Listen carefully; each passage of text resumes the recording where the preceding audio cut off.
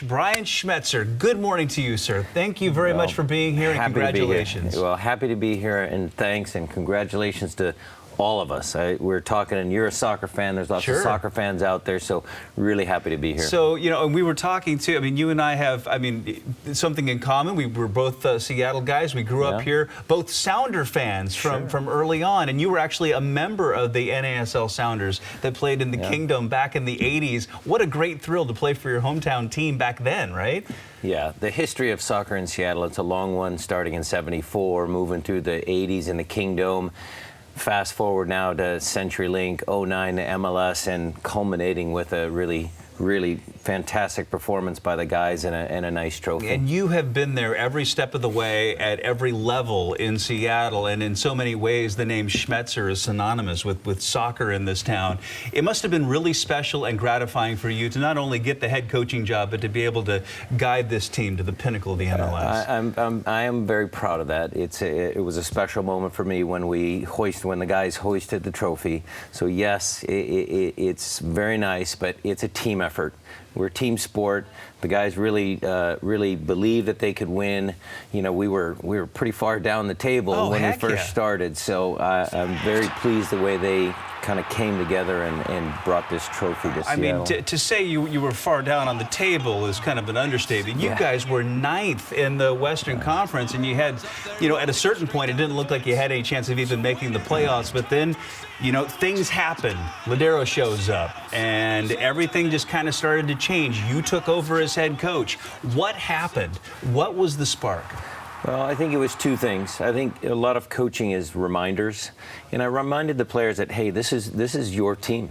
You guys do all the hard work, so why don't you try and reward yourself for all the work you do? And then we had to actually hold people accountable because we weren't doing that well, so we had to kick them in the butt a little bit to get them started, but they listened to the messages and they started on a winning streak, and the rest, so to speak, is the history.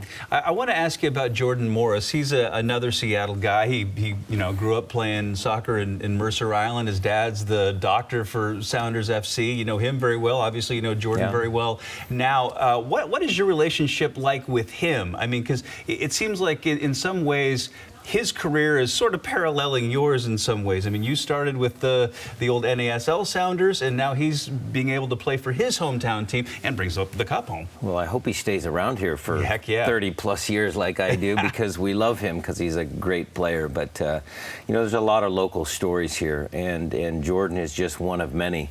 A lot of those players back in the 80s stayed here, kept their families here. The fabric of soccer and this city is really, it's a good story.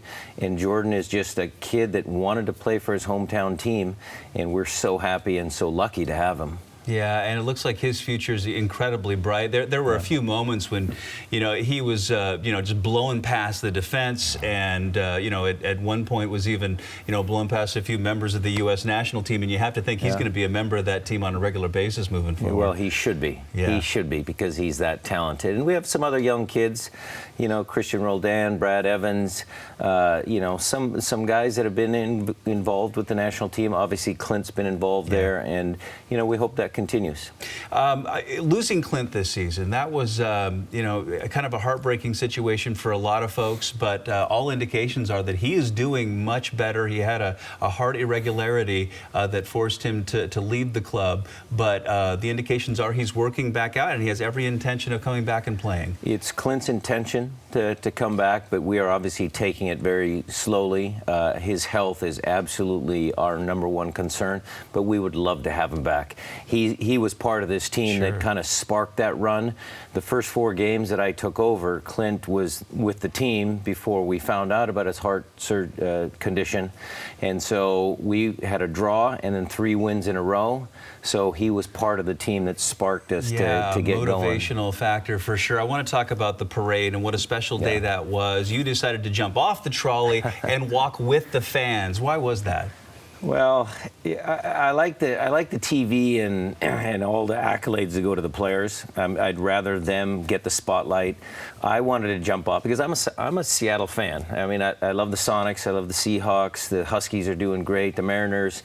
I'm a Seattle guy, so I wanted to walk with the fans and just kind of talk to them and get their perspective on things. And it was a really cool experience for me because there was a lot of people out there that were really amped up about the Sounders and being from Seattle. Oh, heck yeah. What a day. I mean, if you can you pick out one moment from that day that really sticks out for you? I would have to say that the whole Zach Scott storyline of a guy who his whole career was with the Sounders, first in the USL. Years, yeah. And the reception that he got when we were there underneath the Space Needle, him singing our Jingle Bells, the song we sing when we win away from home, that's a really cool story for me. Very happy for him. Happy for Brad and Ozzy, 2 other originals, but I think Zach's story is pretty cool. It is a fantastic story. Congratulations to you, head coach Brian Schmetzer of the Seattle Sounders. Thank you. And the MLS Cup in the house. It is a beautiful piece of hardware, and it is ours. All right, Casey, over to you.